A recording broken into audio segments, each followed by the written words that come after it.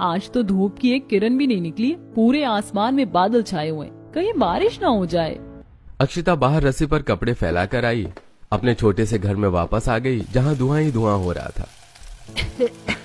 अनामिका बहू, तुझे कितनी बार बोला है तेल ज्यादा गरम करके बघार मत किया कर। माँ जी, मुझे कुछ काम याद आ गया था। पूरे घर में तेल की धसक फैल गई थी। ये देख अक्षिता को फिर से बाहर आना पड़ा। इस घर में तो एक एक दिन काटना और भी मुश्किल होता जा रहा है। हम पहले इतने छोटे से घर में गुजारा कर रहे हैं, ऊपर से माँ जी अब देवर जी की शादी करना चाहती हैं। ऐसे में तो इस घर में गुजारा करना नामुमकिन हो जाएगा।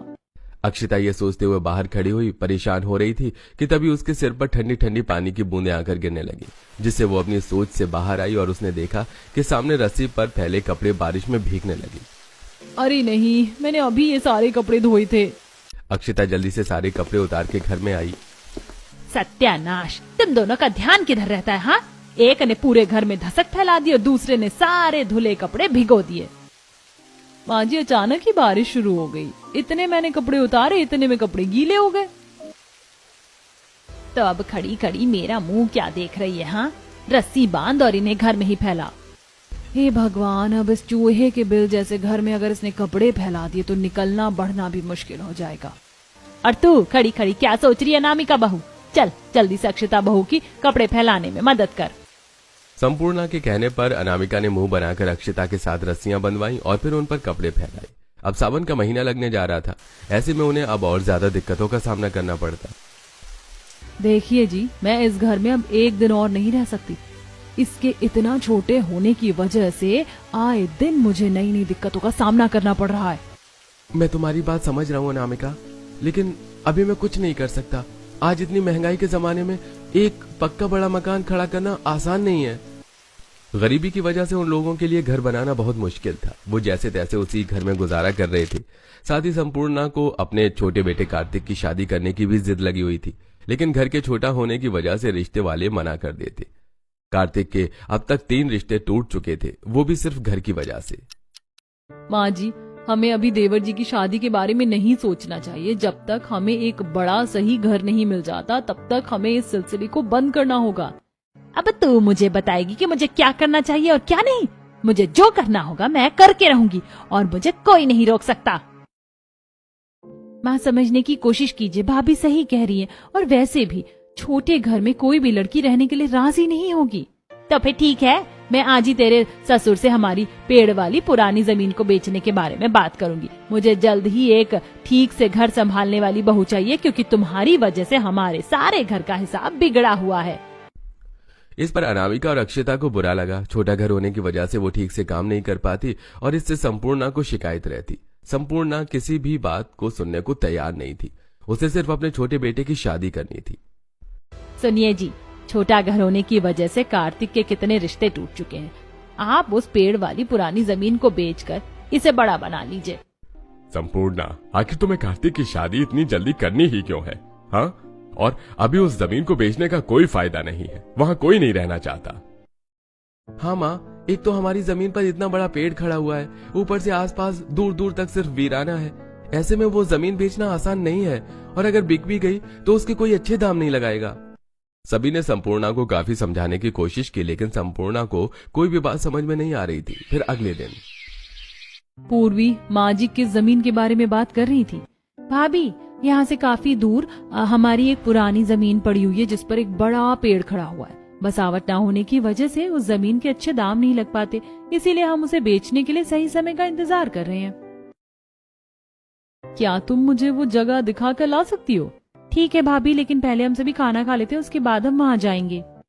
खाना खाने के बाद पूर्वी अक्षिता को पेड़ वाली जमीन दिखाने लेकर गई। काफी दूर तक चलने के बाद वो उस जमीन के पास पहुंची। वाह, इतना बड़ा पेड़! यकीन ही नहीं होता कि पूरी खाली जमीन पर इतना बड़ा पेड़ खड़ा हुआ है। सच में भाभी, ये पेड़ तो अब पहले से भी काफी बड़ा हो चुका है। इसका तना तो देखो जरा, हमारे घर की चौड़ाई से भी ज्यादा है। पूर्वी, जब ये जमीन भी हमारी है तो क्यों ना हम इस जगह का फायदा उठाएं? लेकिन इसका किस तरह फायदा उठा सकते हैं? अभी तक ये सिर्फ जमीन थी, अब हम इस पर अपना घर बसाएंगे, वो भी इस पेड़ के अंदर। लेकिन भाभी हम पेड़ के अंदर कैसे रह सकते हैं भला? उसके लिए हमें इसमें थोड़ा काम करना होगा। पेड़ को अच्छी तरह सब तरफ देखभालने के बाद दोनों नंद भाभी वापस घर आ गई। बहू, पूर्वी कहाँ चली गई थी तुम दोनों? यहाँ मैं तुम्हें सब तरफ ढूंढ ढूंढ कर परेशान हो रही हूँ। वो माँ जी, हम खाना खाकर थोड़ा टहलने निकल गए थे और टहलते टहलते हमें इतनी देर हो गई, पता ही नहीं चल पाया। कम से कम बताकर तो जाती। चलो दोनों घर के कामों में लगो। संपूर्णा के कहने पर दोनों घर के कामों में लग गई। शाम को जब हर्ष और सूरज काम पर से घर लौटे तब अक्षिता ने उन दोनों से पेड़ को घर में बदलने की बात की। तुम कैसी बच्चों जैसी बातें कर रही हो अक्षिता? भला हम पेड़ में घर कैसे बनाएंगे? हर्ष जी, वो पेड़ है यानी लकड़ी, आप तो लकड़ी का काम करते हैं ना, तो फिर आपको मेरी बात समझ में आनी चाहिए। मुझे लगता है अनामिका सही कह रही है, हम कोशिश करके देख सकते हैं। भैया, हम उससे सिर्फ समय बर्बाद करेंगे और कुछ नहीं। भैया, एक बार कोशिश करके देखते हैं, क्या पता हम कामयाब हो जाएं। सभी के कहने पर हर्ष ने बात को मान लिया, लेकिन उसे अभी भी इससे शिकायत थी। अगले दिन अक्षिता, पूर्वी, सूरज और हर्ष उस पेड़ के पास पहुंचे और सोच के अनुसार उसकी कटाई करनी शुरू कर दी। वहीं अनामिका, संपूर्णा और हरिवंश के साथ भी। जरा ये देखिए, इसमें तो कितने बड़े बड़े गोल गोल सुराख बने हुए हैं, ये हमारे घर की खिड़कियां बन जाएंगे। वाह भाभी, आपका दिमाग तो बहुत तेज चलता है। चारों ने अपनी पूरी मेहनत से पेड़ में अंदर जाने का दरवाजा और साइडों में बड़ी सुराखों में खिड़कियां बनाई। ये देखिए, क्या इससे कोई फायदा है? ये सिर्फ हमारे घर जितना ही बड़ा है, इसमें भी हमें वही सब परेशानियों को झेलना पड़ेगा। बेवजह ही हमने इस पर अपना समय बर्बाद कर दिया। हर्ष जी, जरा ऊपर देखिए, इस पेड़ का मोटा तना ऊपर जाकर 2 हिस्सों में बट रहा है। हम वहाँ पर भी रहने का हिसाब बना सकते हैं। हम वहाँ तख्ते लगाकर दूसरी और तीसरी मंजिल भी बना सकते हैं, लेकिन अभी के लिए इतना काम काफी है। बाकी का काम हम कल करेंगे और हमें इसकी सफाई भी करनी होगी। सावन लगने वाला है, ऐसे में इसमें कीड़े मकोड़े पैदा हो जाएंगे। सूरज की बात सभी को समझ में आ गई। इसके बाद सभी घर वापस चले गए। इसी तरह फिर अगले दिन चारों फिर से पेड़ पर काम करने आए। अक्षिता ने अंदर से पेड़ की सफाई की और फिर दोनों बेटों ने अंदर से पेड़ में काम करना शुरू किया। उन्हें पेड़ के ऊपर 2 हिस्सों वाले तने में एक कमरा बनाया, उस पर पहुंचने के लिए सीढ़ियां बनाई और उसमें एक छोटी सी गैलरी भी बनाई। ये कितना सुंदर लग रहा है और इसमें हमारे घर से ज्यादा जगह है, हम ऊपर भी जा सकते हैं। हम इसकी डालों पर भी थोड़ा काम कर सकते हैं, फिर हम इस पेड़ को पूरी तरह से बढ़तेंगे। अगले दिन सभी ने पेड़ घर में घर का सामान पहुंचाने की शुरुआत की। हर्ष, सूरज, क्या तुमने कोई नया मकान खरीद लिया? ये सामान कहाँ लेकर जा रहे हो? हाँ माँ, हमने खुद एक मकान बनाया है। सामान पहुंचाने के बाद हम वहीं रहेंगे। घर में ज्यादा सामान न होने की वजह से सभी ने एक ही दिन में सामान पहुंचा लिया और फिर दोनों बहुएं संपूर्णा और हरिवंश को पेड़ घर तक लेकर गईं। अरे, तुमने तो हमारे पुराने पेड़ में ही घर बना डाला। ये तो तुमने सच में कमाल ही कर दिया। क्या बकवास है ये, पेड़ में घर? भला हम कोई आदिवासी हैं क्या? माँ, एक बार अंदर चलकर फिर बताना। खूब मनाने के बाद संपूर्णा पेड़ घर में जाने के लिए राजी हो गई। अंदर जाने के बाद उसे पेड़ के असली आकार और उसमें की गई कारीगरी का पता चला। तुम चारों ने तो इसमें बहुत मेहनत की है। आखिर तुमने कौन से समय में ये सब कर लिया? माँ, काम मुश्किल था, लेकिन सबके एक साथ मिलकर करने से हो गया। इसके बाद तीनों बेटों ने मिलकर एक बैटरी का इंतजाम किया, जिससे पेड़ घर में लाइट लगाकर उन्होंने उजाला किया। इस पेड़ घर में तो कितनी ठंडक है, क्या हमें गर्मी का पता ही नहीं चल रहा है? कोई माने या ना माने, लेकिन ये पेड़ घर हमारे उस घर से तो कई गुना बेहतर है। अब सभी ने उस पेड़ घर में रहना शुरू कर दिया। एक दिन चारों सास बहू नंद पेड़ घर की गैलरी में बैठकर चाय पी रही थी और ठंडी हवा के मजे ले रही थी। वैसे मानना पड़ेगा अक्षिता, तुमने खूब दिमाग चलाया है। भाभी जी, परिवार के लिए इस तरह दिमाग चलाना पड़ता है। चारों बैठी हुई बातें ही कर रही थी कि तभी तेज बारिश शुरू हो गई। सर पर इतने घने पत्तों की छत होने की वजह से हम पर बारिश की एक बूंद भी नहीं गिर रही है। माँ, अभी तो आप देखते जाओ कि हमारा ये पेड़ घर और कितने फायदे हमें दे सकता है। शाम को रोज इसी तरह घर की चारों औरतें पेड़ घर की गैलरी में बैठकर चाय पिया करती। दोनों बेटों ने मिलकर उस पेड़ मकान लकड़ी का थोड़ा और काम किया, जिससे वो अब एक आलीशान पेड़ घर में बदल चुका था। उसमें कई कमरे थे। हर कमरे के आगे एक गैलरी थी और हर मोटी शाखा पर एक लकड़ी से बनी रेलिंग लगी हुई थी, जिससे एक से दूसरे कमरे तक आया जाया जा सकता था। आसपास के निकलते बढ़ते लोगों को भी ये कारीगरी देख काफी हैरानी होती। अब तो हमारे पास इतना बड़ा घर है, अब हम आराम से कार्तिक की शादी कर सकते हैं।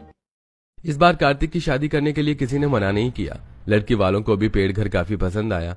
गांव की एक सीधी सी लड़की संपूर्णा के घर में बहू बनकर आ गई। शादी के पेड़ घर को दोनों बहुओं ने मिलकर फूलों और लाइट से बड़े अच्छे से सजाया, जिसे देखकर सभी के होश उड़ गए। नई बहू को भी पेड़ घर काफी पसंद आया, लेकिन बदकिस्मती से अब सावन का महीना लग चुका था। रोज रोज बारिश हो रही है, जिससे पेड़ घर की लकड़ी फूलने लगी है। अब तो एक दरवाजा भी खोला नहीं जाता। हाँ भाभी, और सफाई करने के बाद भी घर में जगह जगह कीड़े हो रहे हैं। बरसात के मौसम में तो बड़े बड़े पक्के मकानों में कीड़े हो जाते हैं। ये तो फिर भी एक पेड़ का घर है। कुछ तो करना होगा। ये कीड़े जहरीले भी हो सकते हैं। अगर इन्होंने किसी को काट लिया तो?